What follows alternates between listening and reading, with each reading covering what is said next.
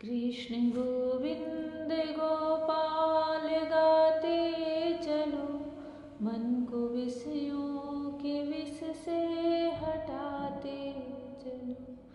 कृष्ण गोविंद गोपाल गाते चलो, मन को विषयों के विष से हटाते चलो।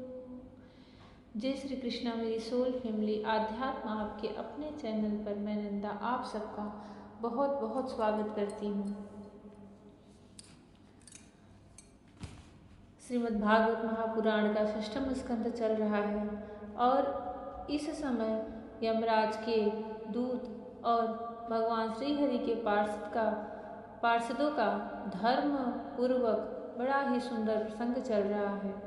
धर्म के मर्म को जानने वाले भगवान श्री हरि के पार्षद भागवत का पूरा निरूपण, पूरा सार ही यमदूतों को सुना रहे हैं। भगवान श्री हरि के पार्षद कहते हैं, यमदूतों, जैसे जान या अनजान में ईंधन से अग्नि का स्पर्श हो जाए तो वह भस्म हो ही जाता है, वैसे ही जानबूझकर या अनजान में भगवान के नामों का संकीर्तन करने से मनुष्य के सारे पाप भस्म हो जाते हैं। जैसे कोई परम शक्तिशाली अमृत को उसका गुण न जानकर अनजान में पी ले तो भी वह अवश्य ही पीने वाले को अमर बना देता है, वैसे ही अनजान में उच्चारण करने पर भी भगवान का नाम अपना फल देकर ही रहता है। वस्तु शक्ति श्रद्धा की अपेक्षा नहीं करती। श्री सुखदेव जी कहते हैं, राजन, इस प्रकार भगवान के पार्षदों ने भागवत धर्म का पूरा निर्णय सुना दिया और अजामिल को यमदूतों के पास से छुड़ाकर मृत्यु के मुख से बचा लिया। वस्तु शक्ति श्रद्धा की अपेक्षा नहीं करती। जैसे अग्नि का स्पर्श आते ही वह चाहे जैसा हो जलकर भस्म ही हो जाता है। अमृत का पान कर लेने से सामने वाला पात्र चाहे जैसा हो वह अमर हो जाता है, वैसे ही भगवान के नाम का उच्चारण कर लेने से वह कितना ही पापी हो अपने सब पापों से मुक्त हो जाता है। पार्षदों ने यमदूतों के पास से छुड़ाकर अजामिल को मृत्यु के मुख से बचा लिया। प्रिय परीक्षित, पार्षदों की यह बात सुनकर यमदूत यमराज के पास गए और उन्हें यह सारा वृत्तांत ज्यों का त्यों सुना दिया।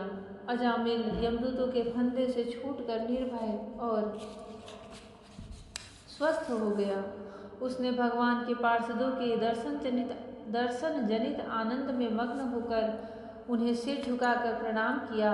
निष्पाप परीक्षित, भगवान के पार्षदों ने देखा कि अजामिल कुछ कहना चाहता है, तब वे सहसा उसके सामने ही वहीं अंतर्ध्यान हो गए। इस अवसर पर अजामिल ने भगवान के पार्षदों से विशुद्ध भागवत धर्म और यमदूतों के मुख से वेदोक्त सगुण प्रवृत्ति विषय धर्म का श्रवण किया था।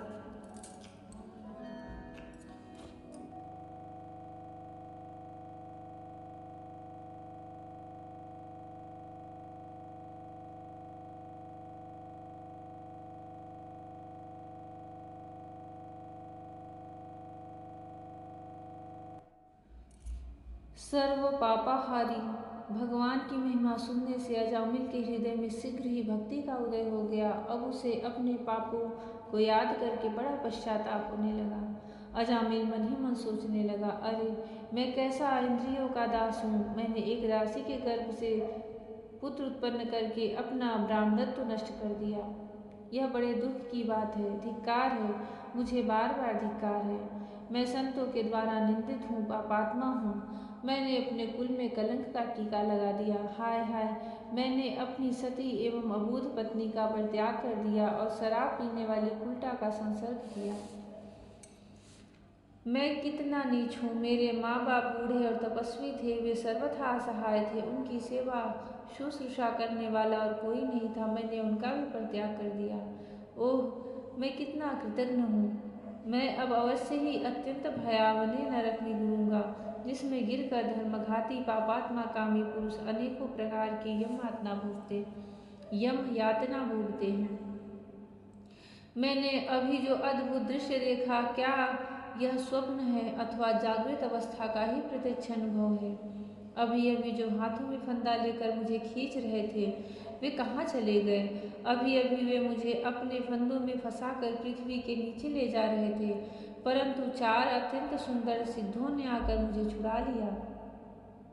वे अब कहाँ चले गए? यद्यपि मैं इस जन्म का महापापी हूँ, फिर भी मैंने पूर्व जन्मों में अवश्य ही शुभ कर्म किए होंगे, तभी तो मुझे इन श्रेष्ठ देवताओं के दर्शन हुए। उनकी स्मृति से मेरा हृदय अब भी आनंद से भर रहा है। मैं कुलटागामी और अत्यंत पवित्र हूँ। यदि पूर्व जन्म में मैंने पुण्य न किए होते तो मरने के समय मेरी जीभ भगवान के मनमोहक नाम का उच्चारण कैसे कर पाती? कहाँ तो मैं महाकपटी, पापी, निर्लज्ज और ब्रह्म तेज को नष्ट करने वाला, तथा कहाँ भगवान का वह परम मंगलमय नारायण नाम। सचमुच मैं तो कृतार्थ हो गया। अब मैं अपने मन, इंद्रिय और प्राणों को वश में करके ऐसा प्रयत्न करूँगा कि फिर अपने को घोर अंधकार में नरक में न डालूं। अज्ञानवश मैंने अपने को शरीर समझकर उसके लिए बड़ी बड़ी कामनाएं की और उनकी पूर्ति के लिए अनेकों कर्म किए। उन्हीं का फल है यह बंधन। अब मैं इसे काट कर समस्त प्राणियों का हित करूँगा, वासनाओं को शांत कर दूंगा, सबसे मित्रता का व्यवहार करूँगा, दुखियों पर दया करूँगा और पूरे संयम के साथ रहूँगा। भगवान की माया ने स्त्री का रूप धारण करके मुझ अधम को फांस लिया और क्रीड़ा में की भांति मुझे बहुत नाच नचाया। मैंने सत्य वस्तु परमात्मा को पहचान लिया है, अतः अब मैं शरीर आदि में मैं तथा मेरे का भाव छोड़कर भगवान नाम के कीर्तन आदि से अपने मन को शुद्ध करूँगा और उसे भगवान में लगाऊंगा। अजामिल मन ही मन बहुत प्रायश्चित कर रहा है, अपने सब बुरे कर्मों को याद कर रहा है और प्रायश्चित की अग्नि में जल रहा है। श्री सुखदेव जी कहते हैं, परीक्षित, उन भगवान के पार्षद महात्माओं का केवल थोड़ी ही देर के लिए सत्संग हुआ था। इतने से ही अजामिल के चित्त में संसार के प्रति तीव्र वैराग्य हो गया। वे सबके संबंध और मोह को छोड़कर हरिद्वार चले गए। उस देव स्थान में जाकर वे भगवान के मंदिर में आसन से बैठ गए और उन्होंने योग मार्ग का आश्रय लेकर अपनी सारी इंद्रियों को विषयों से हटाकर मन में लीन कर लिया, मन को बुद्धि में मिला लिया। इसके बाद आत्मचिंतन के द्वारा उन्होंने बुद्धि को विषयों से पृथक कर लिया तथा भगवान के धाम अनुभव स्वरूप परम ब्रह्म में जोड़ दी। इस प्रकार जब अजामिल की बुद्धि त्रिगुणमयी प्रकृति से ऊपर उठकर भगवान के स्वरूप में स्थित हो गई, तब उन्होंने देखा कि उनके सामने वे ही चारों पार्षद जिन्हें उन्होंने पहले देखा था खड़े हैं। अजामिल ने सिर झुकाकर उन्हें नमस्कार किया। उनका दर्शन पाने के लिए उन्होंने तीर्थ स्थान में गंगा के तट पर अपना शरीर त्याग दिया और तत्काल भगवान के पार्षदों का स्वरूप प्राप्त कर लिया। अजामिल भगवान के पार्षदों के साथ स्वर्णमय विमान पर आरूढ़ होकर आकाश मार्ग से भगवान लक्ष्मीपति के निवास स्थान वैकुंठ को चले गए। परीक्षित, अजामिल ने दासी का सहवास करके सारा धर्म कर्म चौपट कर दिया था। वे अपने निंदित कर्म के कारण पतित हो गए थे। नियमों से च्युत हो जाने के कारण उन्हें नरक में गिराया जा रहा था, परंतु भगवान के एक नाम का उच्चारण करने मात्र से वे उससे तत्काल मुक्त हो गए। जो लोग इस संसार बंधन से मुक्त होना चाहते हैं, उनके लिए अपने चरणों के स्पर्श से तीर्थों को भी तीर्थ बनाने वाले भगवान के नाम से बढ़कर